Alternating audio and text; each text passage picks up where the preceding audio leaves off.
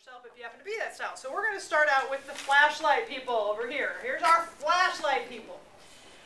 Use a flashlight because if it was really dark in here and you had to find your way out of this church with all its hallways, who would you want to go behind? The person with the flashlight.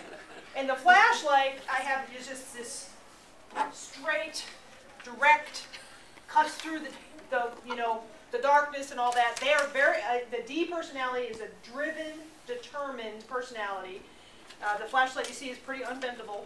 You know, it's pretty straight here. And they are able to take a situation, maybe even some chaos, and make sense of it.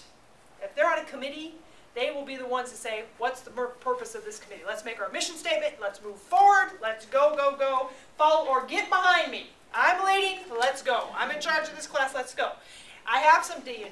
That's why when I speak, sometimes I take charge. Sometimes I set up a party atmosphere, but then sometimes, don't I? I take charge. Say it's time to everybody be quiet and all that. I have that D side of me. A flashlight person is also very task-driven. Their primary bent is tasks more than people. You give them something to do, they love that. They want to be able to accomplish things. They like achievement and all that. They're a little less inclined, especially a high D, to consider the feelings of people.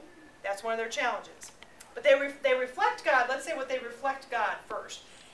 His strength. He's a planner. You know, God has plans, and he's king. And you might laugh at that. Oh, I want to be king. But truthfully, a D personality reflects God's authority. A D personality, a flashlight, takes authority. And we need some authoritative people in life, don't we? If we didn't have an authoritative person on a committee, we would never get anything done. You need somebody to take charge of that committee, somebody to take charge of that class. Now, a couple of biblical examples of a D personality. Male would be Paul. Paul was a pretty take-charge guy. Would you agree? He confronted Peter in Galatians. I mean, he just like, you know, you're wrong, buddy. He was right up there, and he wasn't afraid to speak even when he was in prison.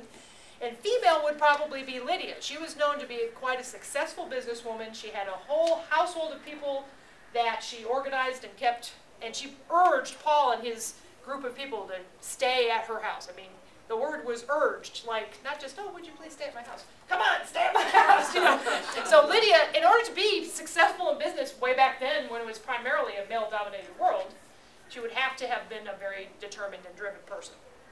Now, tell me what you think some positive traits of the flashlight or D personality would be. Anybody in the room. What's some positive things? They get stuff done. They get stuff done. Good. What else?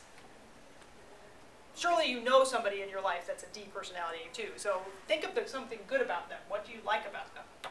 Decisive. Decisive. Yeah, they don't kind of waffle about stuff. They know what they want. One more. Reliable. Yeah, because they want to get stuff done and they like to be recognized. So they're going to be.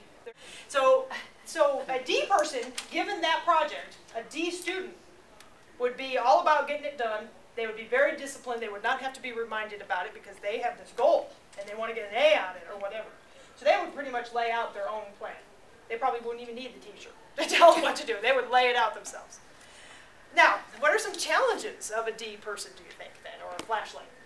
Is Ds sometimes have a hard time relaxing, truly just in having a good time, because they like to accomplish something. That's me. I mean, I get more adrenaline out of accomplishing things on my to-do list than to just, you know, I don't have lots of hobbies sometimes that I thoroughly just get into and enjoy because it's always about accomplishing something. So that's a problem. That's another reason I use the flashlight, because it's not very, you know, it's not relaxing and bendable. It's just kind of stiff sometimes.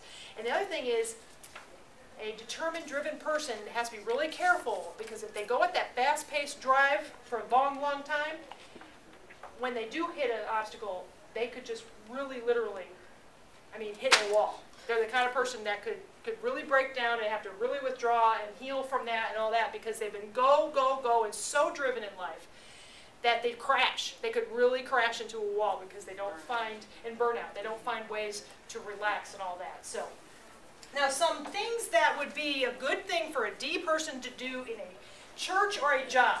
Here are some suggestions. Somebody who is a manager or administrator. Probably a D personality would rise to that thing to manage a particular project. Some pastors are naturally D personalities because they're take charge and they're okay with telling a whole congregation or elders what needs to happen. Project managers, because they're very disciplined. Committee, a head of a committee, chairperson of a committee, or an event chairperson at a church event. A D person could be very good at that because you can pretty much count on that they will get all those things done on their timeline, and they'll try to get everybody else to do it too. So those are some areas of service that are good for a D. Now worship style might be interesting here, and this may or may not apply to all of you. This is something that I'm newly exploring now a little bit about the idea of worship style, but it seems to me that a D personality, a flashlight, would like some kind of focus for the church service. They like the idea of a certain theme or the pastor following a series. They like that I take notes in my church services. I have a journal, I take notes, and we're working through it. I do not want to miss any. If I miss a church service, I go back and listen to it so that my notebook will still stay precisely every week. We are making progress from point A to point B. Now, in my church, it may take 35 months, but it will still, we are going from A to Z, okay? So a D person's worship style may be, give me a series. I want something I'm going to learn. I want something practical that I can apply to my life. It's not just about feel good, it's doing. What can I do? Now you must be very careful as a D person not to try to please God through your doing, but to accept His love for who you are, and He loves you regardless of your performance, because we're very performance oriented. And so we think we have to do for God. And look what I'm doing for God. I've served Him in this, and I've done this, and I should be rewarded for this, that kind of thing. D people want to be recognized for what they do. They probably like a fairly orderly service, not necessarily that it has to be ritualistic, but somewhat of order so that we can count on what's coming next and that kind of thing. Now, if you have D's in your life, I'm going to talk to these tables because they are the D's. So if you have to interact with the D's, and you all can disagree with me, but if they all have to interact with you, here are some strategies for dealing with people like this. Give them choices because they love to be in charge. Okay, so tell them, how about this, this, and this? Even if you're already going to do what you want, give them the choice, make them believe that they're in charge, okay? They love being in charge of making choices. Don't force anything on them, though. They do not want to be told what to do. They want to be asked what to do. So if you have a D husband or a D wife, ask and give them choices. Let them feel the power of being able to make some choices here. Be short and to the point. A D personality does not want the whole story all the way around about why we need to do this or that. They want the bottom line. What do we need to do about this? They're fixers. They love to fix stuff, male or female. They love to just fix it. So don't give them all kinds of details. They're probably not as strong at listening sometimes. So they will tune you out after about 30 seconds. Just give them the bottom line at the top. And then, again, let them make decisions, because they do like that powerful feeling of making a decision. Would you agree, Dees? Yes. Okay, so we're on a roll, okay? We're on a roll.